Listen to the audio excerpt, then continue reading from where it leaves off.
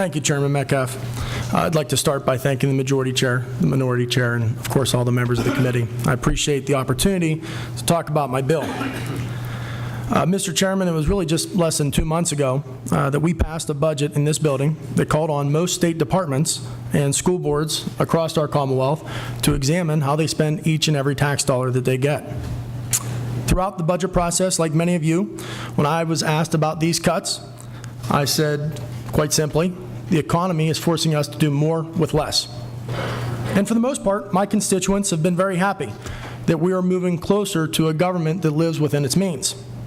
But now, as responsible legislators, we must apply this same principle to ourselves.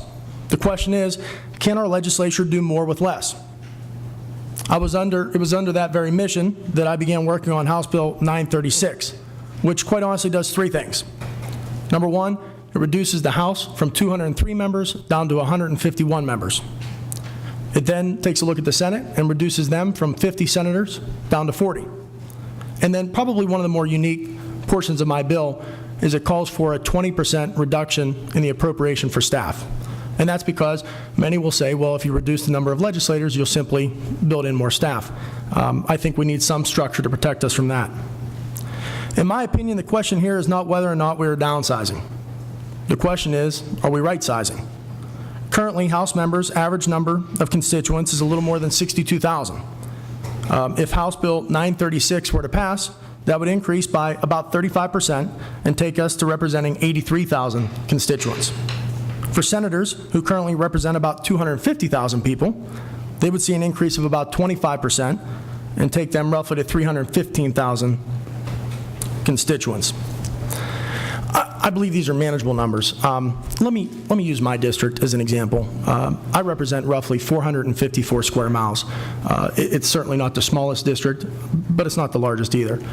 If I were to look at two of the population centers in my district, I'll use Norvelt and Ligonier as an example.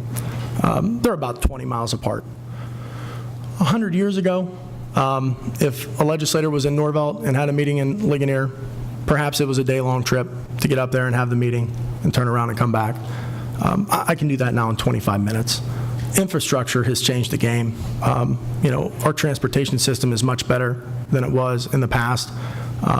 This morning I left the district and was able to come here for this meeting. 100 years ago, they would have taken 2 or 3 days to do that.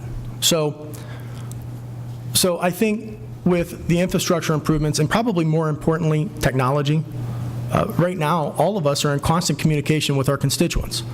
I don't care if it's email or Facebook or Twitter or cell phones. We are in constant communication with our constituents. And if we're saying that, and believe me, I understand the argument. I get that people have concerns that if you reduce the size of the legislature, you're reducing the representation of the people. But my argument would be that, quite honestly, they have great representation and that they can constantly communicate with their legislator. So from my perspective, I think this is more about right-sizing. It's not necessarily about downsizing. And again, I'll keep it brief. I thank you for considering my bill. Thank you. Thank you, Representative Reese.